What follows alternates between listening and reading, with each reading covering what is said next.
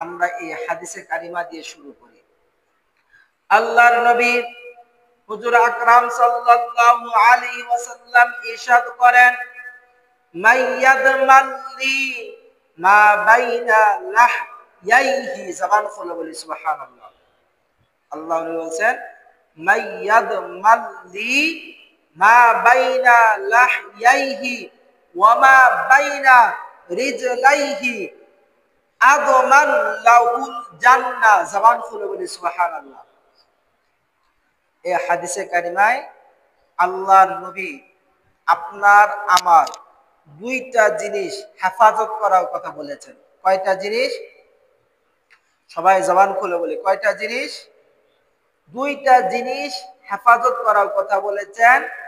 যদি আপনি আমি আল্লাহর নবীর প্রতি মহাব্বত রেখে, আল্লাহর প্রতি মহাব্বত রেখে, প্রেম ভালোবাসা রেখে, মাত্র কয়টা জিনিস?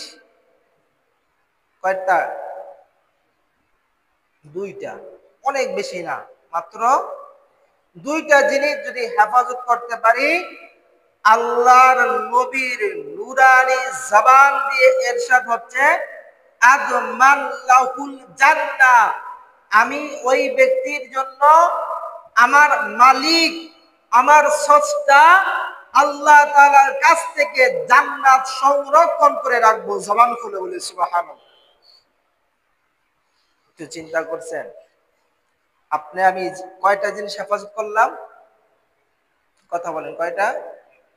দুইটা জিনিস।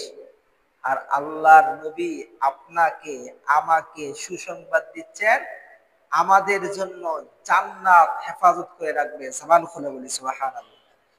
কি হেফাজত করে রাখবে? জান্নাত, যা একজন ইমানদারের সব থেকে বড় স্বপ্ন। একজন ইমানদারের সব থেকে বড় স্বপ্ন। কথা বলেন ঠিক কিনা? আমরা দুনিয়াতে এসেছি, কষ্ট করে নামাজ পড়ি, সামনে শীতের দিন আসতেছে, শীতের দিনে রাত্রে, ভোর রাত্রে ঠান্ডা পানি দ্বারা ওযু করে নামাজ পড়বো। তারপরে এই দুনিয়ার মধ্যে কত কষ্ট করে যারা ইমানদার, কত কষ্ট করে আপনারা সাতক্ষীরা থেকে এসে, গাইবান্ধা থেকে এসে, রাঙামাটি থেকে এসে, পটুয়াখালী থেকে এসে, স্ত্রী, পরিবার, পরিজন, আদরের সন্তান ফালাই রাইখা এখানে রাত্রভর দিনভর গামজোড়া পরিশ্রম করতেছেন। কথা বলেন ঠিক কিনা?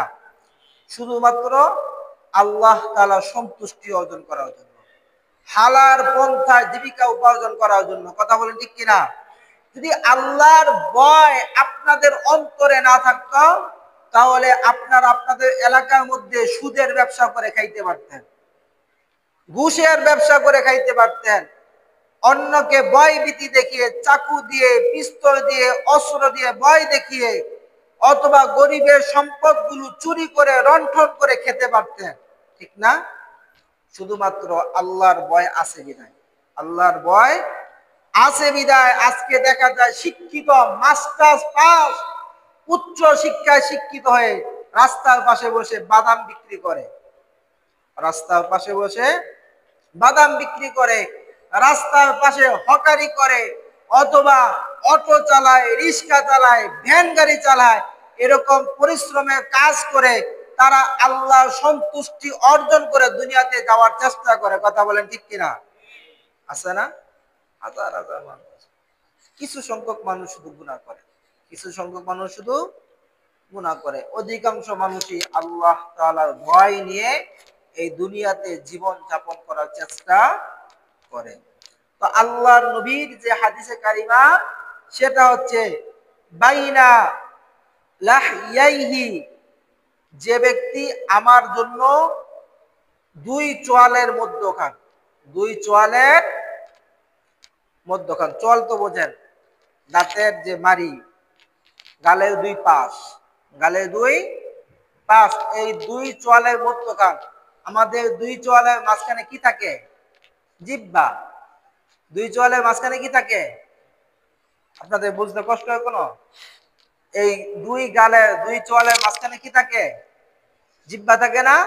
আল্লাহ নবী বলেছেন, যে ব্যক্তি তার দুই চোয়ালের মধ্যখান অর্থাৎ জিহ্বাকে, মুখকে, তার কথাকে তার বলাকে, তার বাচন ভঙ্গিকে, তার ভাব প্রকাশকে হেফাজত করবে, আল্লাহ রাব্বুল আলামিনের জন্য হেফাজত করবে, আল্লাহ নবী তার জন্য আল্লাহ তাআলার কাছ থেকে জান্নাত হেফাজত করবে। জবান খুলে বলি সুবহানাল্লাহ। তার মানে বোঝা গেল আমাদের কথার ব্যাপারে অনেকটাই সীমাবদ্ধতা আছে। আমাদের কথার ব্যাপারে অনেকটাই সীমাবদ্ধতা আছে। যেখানে যা শুনবো তাই বলে ফেলা যাবে, কথা বলেন, তাই বলে ফেলা যাবে না। যেখানে যা দেখবো তাই বলে ফেলা যাবে না।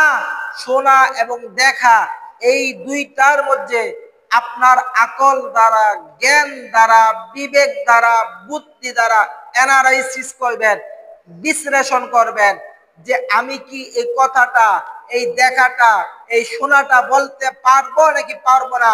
যদি বলা মানুষের জন্য ভালো হয়, অন্যের জন্য ভালো হয়, অন্যের জন্য উপকার হয়, মানুষের ক্ষতি না হয়, তাহলে বলবেন। আপনার বলা দ্বারা যদি অন্যের ক্ষতি হয়, অন্য লোক কষ্ট পায়, অন্য লোক আঘাত পায়, তাহলে বলা যাবে না।